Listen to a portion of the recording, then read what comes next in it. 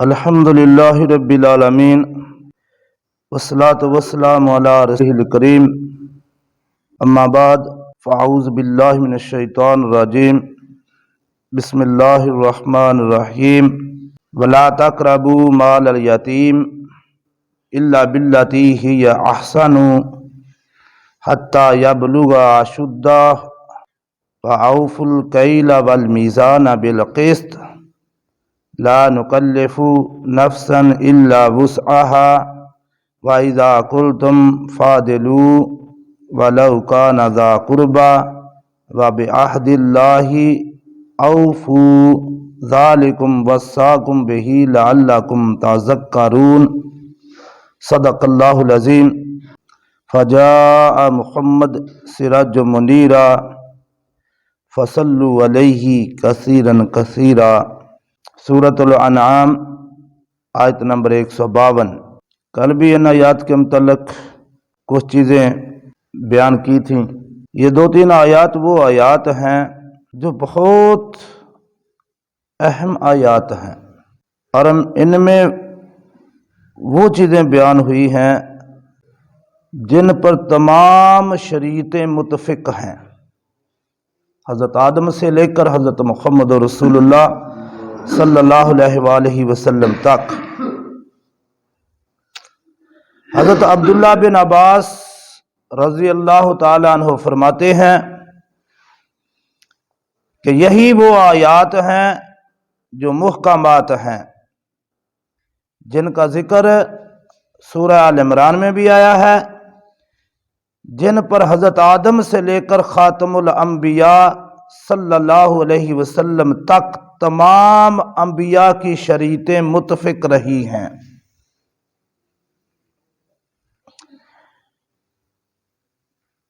ان میں سے کوئی چیز کسی مذہب و ملت اور کسی شریعت میں منسوخ نہیں ہوئی۔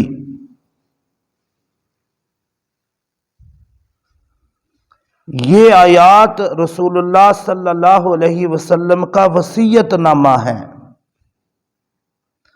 تفسیر ابن کثیر میں حضرت عبداللہ بن مسعود سے نقل ہے کہ انہوں نے فرمایا کہ جو شخص رسول اللہ صلی اللہ علیہ وسلم کا ایسا وصیت نامہ دیکھنا چاہے جس پر آپ صلی اللہ علیہ وسلم کی مہر لگی ہو تو وہ ان آیات کو پڑھ لے۔ ان میں وہ وصیت موجود ہے جو رسول کریم صلی اللہ علیہ وآلہ وسلم نے اللہ کے حکم سے اپنی امت کو دی۔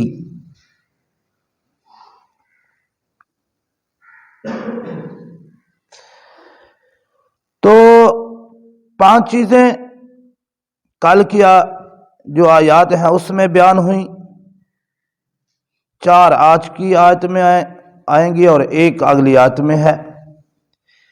یہ 10 چیزیں ہیں کیا، ان کی تھوڑی سی تفصیل دیکھ لیتے ہیں۔ پچھلی آیت میں جو بیان ہوا تھا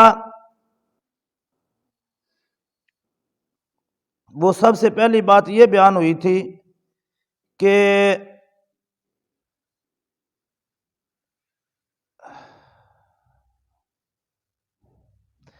اللہ کا کسی کو شریک نہیں ٹھہرانا،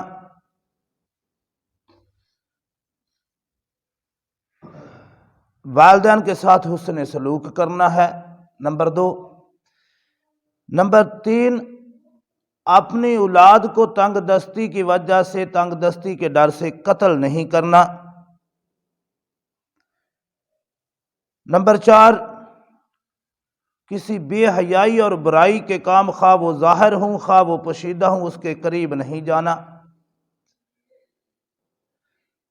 اور نمبر 5، کسی دوسرے بندے کو بغیر حق قتل نہیں کرنا، ناحق قتل نہیں کرنا۔ یہ 5 چیزیں کل کی درس میں بیان کی تھی۔ آج یہ جو ہے وَلَا تَقْرَبُوا مَالَ الْيَتِيمِ، 6ٹھی چیز یہ بیان ہوئی کہ یتیم کے مال کے قریب نہیں جانا، اس کا مال نہیں کھانا۔ حدیث مبارکہ میں آتا ہے کہ جو بندہ کسی یتیم کا مال کھاتا ہے گویا وہ اپنے پیٹ میں آگ بھرتا ہے۔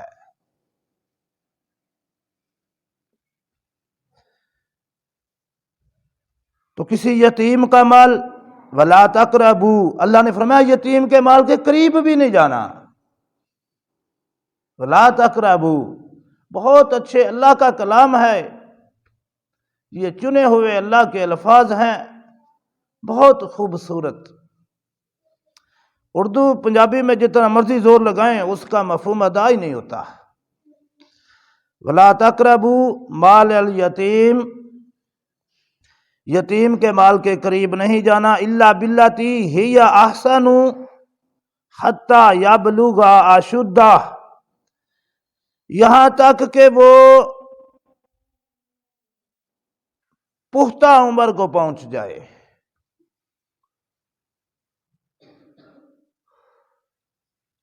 اچھی طرح وہ ہر چیز کو سمجھن سوچنے کی اس میں صلاحیت پیدا ہو جائے۔ تو فقہ حنفی میں ہے کہ وہ عمر جو ہے وہ 25 سال ہے۔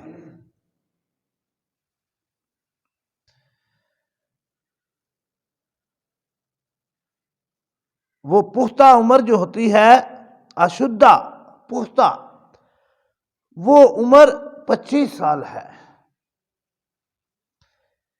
یعنی جب وہ 25 سال کا بندہ ہو جائے، اگر کسی یتیم کی کفالت آپ کے ذمہ ہے اور اس کے ماں باپ کی جو داد جو مال ہے وہ بھی آپ کے پاس ہے، تو آپ اس کی تربیت کریں، اس کی پرورش کریں۔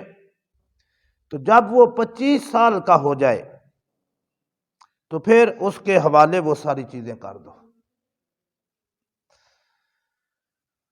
وَأَوْفُوا الْكَيْلَ وَالْمِيزَانَ بِالْقِسْطِ، اور ناپ تول میں پوری طرح عدل و عدل۔ اور اس میں یہی نہیں ہے کہ جو چیزیں ہم ناپتے ہیں یا تولتے ہیں وہی ہیں، اصل میں یہ اتنا اس کا مفہوم ہے ہر چیز میں ایک توازن ہو۔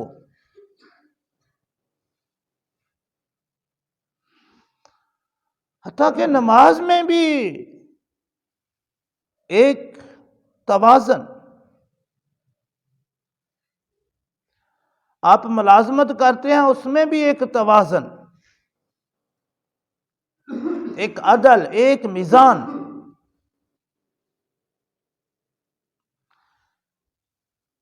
دین و دنیا کے ہر کام میں میزان،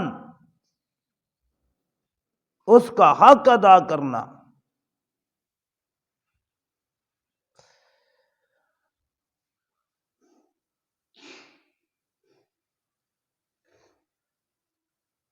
لا نکلف نفسا الا وسعها، اللہ تبارک تعالیٰ کسی نفس پر اس کی ہمت سے زیادہ بوجھ نہیں ڈالتے۔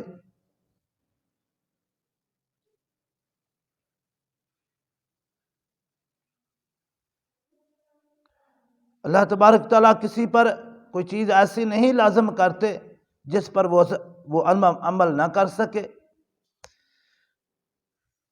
اگلی چیز فرمائی وَإِذَا قُلْتُمْ فَعْدِلُوا، اور جب تم بات کرو گواہی دو تو پھر عدل کے ساتھ۔ وَلَوْ كَانَ ذَا قُرْبَىٰ، اگرچہ وہ گواہی آپ کے اپنے قریبی کے خلاف کیوں نہ ہو۔ ہمیشہ سچی بات، ہمیشہ سچی گواہی۔ وَبِعَهْدِ اللَّهِ أَوْفُوا، اور اللہ کے عہد کو پورا کرو۔ اللہ کے عہد جو ہیں وہ بہت زیادہ ہے، اس کی تفصیل بھی۔ یہ عہد تو وہاں سے شروع ہوا تھا عالم ارواح سے، جب اللہ رب العالمین نے روحوں سے کہا تھا کہ کیا میں تمہارا رب نہیں ہوں؟ تو قالوا بلا، سب نے کہا تھا کیوں نہیں اے اللہ تو ہی ہمارا رب ہے۔ وہاں سے وعدے شروع ہوئے ہیں، اور جب ہم دنیا میں آئے ہیں ہم نے کلمہ پڑھا ہے تو اپنے رب سے ایک وعدہ ہوا ہے۔ ایک ایک چیز کا ہمارا اپنے اللہ سے وعدہ ہے۔ اللہ نے فرمایا یہ سارے وعدے پورے کرو۔ جب ہم کلمہ پڑھ لیتے ہیں، مسلمان ہو جاتے ہیں، تو نماز کا وعدہ ہے، روزے کا وعدہ ہے، زکوٰۃ کا وعدہ ہے، عشر کا وعدہ ہے، والدین کے ساتھ حسن سلوک کا وعدہ ہے، یتیم کے مال نہ کھانے کا وعدہ ہے۔ یہ سب وعدے ہیں۔ آپ اسے سوچتے جائیں اور یہ سارے وعدے آپ کے ذہن میں آتے چلے جائیں گے۔ یہ سب اللہ کے ساتھ کیے ہوئے وعدے ہیں۔ جب بندہ کلمہ پڑھتا ہے تو یہ سب وعدے اس میں شامل ہیں۔ تو اللہ نے فرمایا نامی بات فرمائی وَبِعَهْدِ اللَّهِ أَوْفُوا، اور اللہ کے ساتھ جو وعدہ ہے وہ پورا کرو۔ جو بندہ اللہ کے ساتھ وعدہ نہیں پورا کرتا وہ بندوں کو کیسے کرے گا؟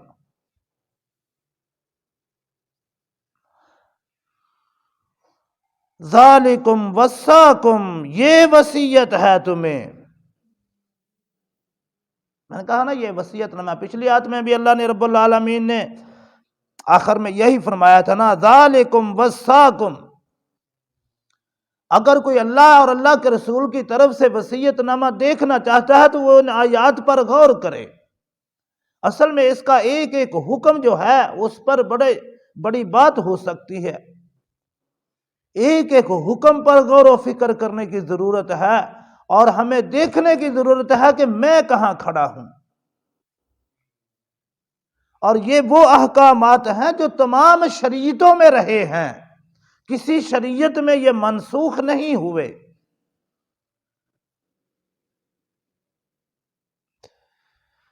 شریعتوں کے بہت زیادہ احکامات جو ہیں وہ تبدیل ہوتے رہے ہیں وقت اور زمانے کے لحاظ سے، لیکن یہ وہ 10 اصول ہیں، یہ وہ 10 احکامات ہیں جو کبھی کسی شریعت میں منسوخ نہیں ہوئے، ہر شریعت میں یہ لازم رہے ہیں، ہر شریعت کا یہ حصہ رہے ہیں۔ وَبِعَهْدِ اللَّهِ أَوْفُوا ذَلِكُمْ وَصَّاكُمْ، ذَلِكُمْ وَصَّاكُمْ، یہ ہے وصیت تمہارے لیے، یہ ہے تم کو وصیت بِہِ لَعَلَّكُمْ تَذَكَّرُونَ، تاکہ تم نصیحت پکڑ سکو۔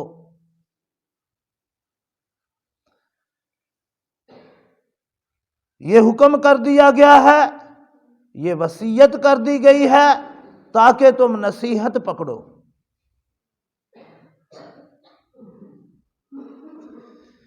یہ سورۃ الانعام کی آیت نمبر 151، 151، 152 اور 153،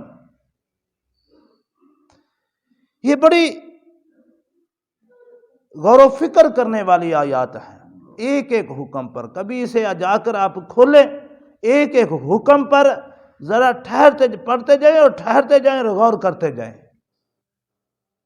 آپ کو خود سمجھ لگتی چلی جائے گی کہ اللہ کیا فرما رہے ہیں۔